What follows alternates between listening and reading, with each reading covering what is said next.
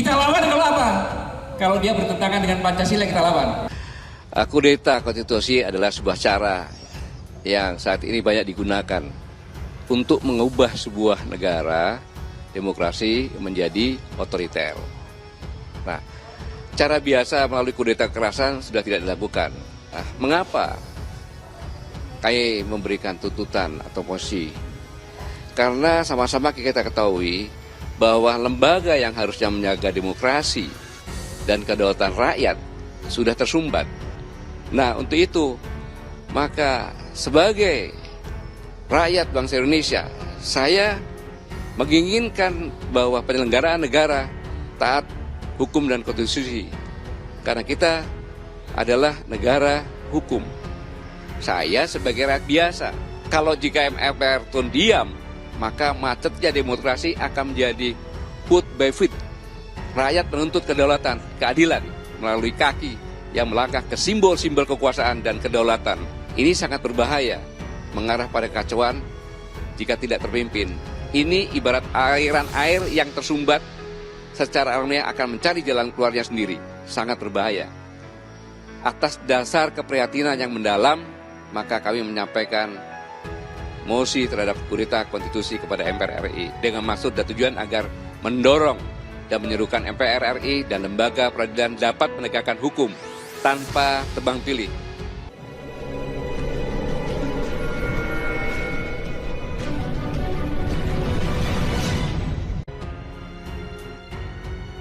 Gatot Nurmantio sebut TNI bakal kudeta jika pemerintah langgar ideologi Pancasila. Niko berkata, keren omong kosongmu. Pegiat media sosial, Niko Silalahi, komentari soal mantan Panglima TNI, Gatot Nurmantio, yang menyebut TNI bakal kudeta jika pemerintah langgar ideologi Pancasila. Sebelumnya diberitakan, Gatot Nurmantio mengatakan, TNI bisa memimpin kudeta jika pemerintah melanggar ideologinya atau mengganti Pancasila. Dalam wawancara dengan Refli Harun, pertanyaan netizen dibacakan Refli Harun yang ditujukan kepada Gatot Nurmantio. Salah satu pertanyaan yang dibacakan adalah, apakah kudeta militer bukanlah sesuatu yang melanggar sumpah prajurit TNI?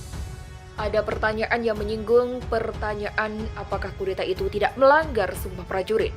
Menanggapi pertanyaan tersebut, Gatot Nurmantio terlebih dahulu mengemukakan bahwa sumpah TNI adalah setia kepada Negara Kesatuan Republik Indonesia atau NKRI berdasarkan Pancasila dan Undang-Undang Dasar 1945. Gatot Nurmantio kemudian juga menandaskan bahwa semua prajurit TNI beragama dan harus mengucapkan sumpah. Menurut Gatot Nurmantio, jika pemerintah mengganti Pancasila dengan ideologi lain, maka prajurit TNI pasti akan melakukan kudeta tanpa disuruh. Berarti kudeta militer itu tidak melanggar sumpah prajurit dong? Kata Refli Harun membacakan pertanyaan dari netizen kepada Gatot Nurmantio. Kalau politik TNI itu setianya kepada negara, kapan mengkudeta? Kalau pemerintah sudah melanggar ideologi atau mengganti Pancasila dengan ideologi yang lain, pasti akan kudeta. Di luar itu tidak ada kata kudeta. Tutur Gatot Nurmantio menjawab pertanyaan tersebut. Menanggapi hal itu, Niko Silalahi melontarkan sindiran bahwa Gatot Nurmantio baru bertingkah galak setelah pensiun. Keren nih, omong kosongmu jenderal. Waktu lo masih panglima kok nggak langsung kudeta, giliran udah pensiun, baru soal negara. Gue lebih hormat pada dua jenderal ini yang nggak peduli jabatannya lepas demi memperjuangkan rakyatnya. Tulis Niko Silalahi. Niko Silalahi heran mengapa Gatot Nurmantio tidak memimpin kudeta saat ia masih menjabat sebagai Panglima TNI.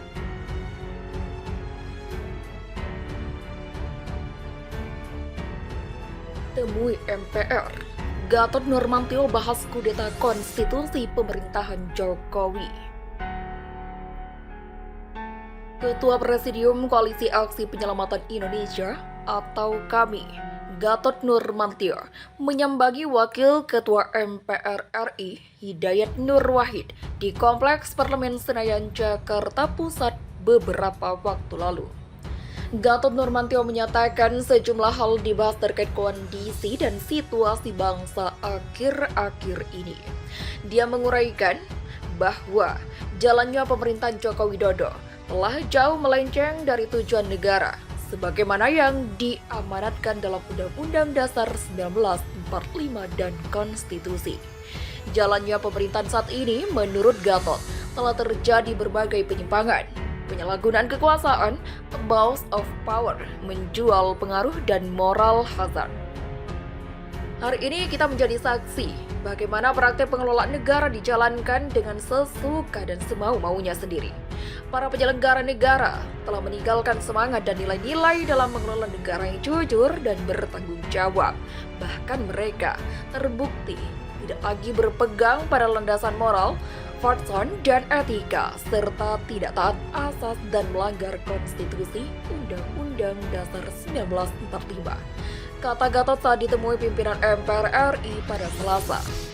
Selain itu kata Gatot, sejumlah pelanggaran dalam bernegara terlihat vulgar dan terang-terangan, termasuk ujar mantan Panglima TNI ini, upaya untuk melanggengkan kekuasaan yang dilakukan dalam operasi politik yang terstruktur, sistematis, dan masif untuk menunda pemilu serta menambah masa jabatan presiden hingga 3 periode dari 2 periode yang diamanatkan konstitusi.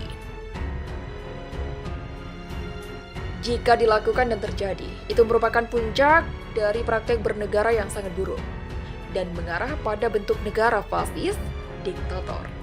Dalam hal ini telah terjadi upaya kudeta konstitusi, sangat berbahaya bagi kelangsungan kehidupan berbangsa dan bernegara hari ini dan bagi kelangsungan masa depan bangsa dan negara tercinta ini di masa mendatang. Demikian kata Gatot.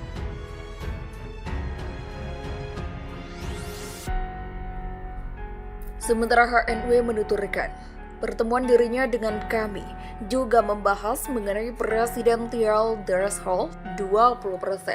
Ia menyebut baik komitmen kami mengawal ketentuan konstitusi.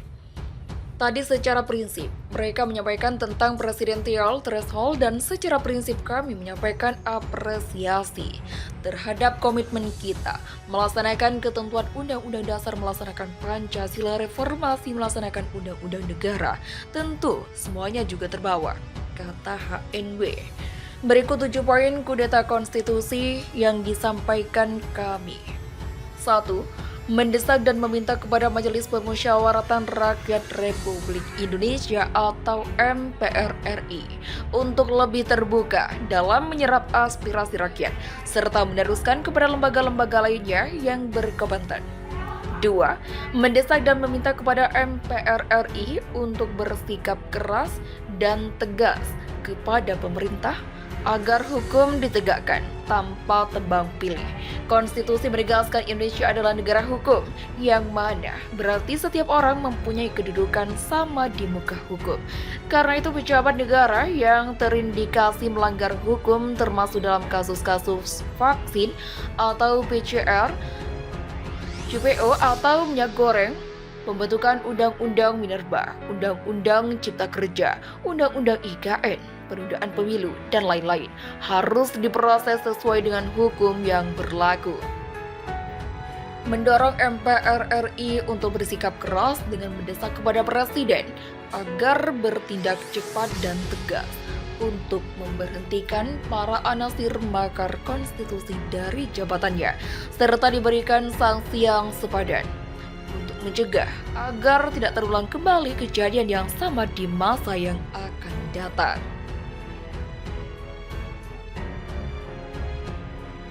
Mendesak MPR RI untuk segera bertindak cepat dengan meminta pemerintah untuk menghentikan melaksanakan Undang-Undang Ibu Kota Negara yang disahkan super cepat juga harus segera dibatalkan.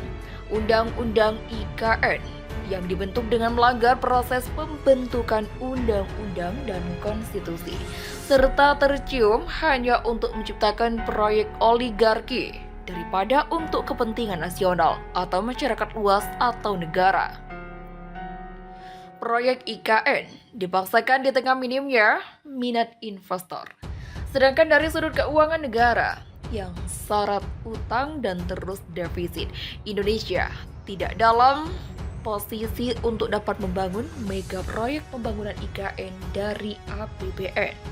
Yang keempat, mendorong kepada MPR RI untuk segera dapat mengambil peran sesuai tugas dan fungsi konstitusionalnya guna terciptanya kondisi ke arah terjadinya perbaikan dan proses menuju sidang umum MPR RI guna mengevaluasi kepemimpinan presiden dan wakil presiden. Dalam hal ini, sangat penting untuk meminta pertanggungjawaban kepada presiden dan wakil presiden atas berbagai bentuk penyelewengan, penyimpangan dan pelanggaran konstitusi sebagai penyelenggaraan negara, sekaligus untuk menegakkan marwah MPR RI.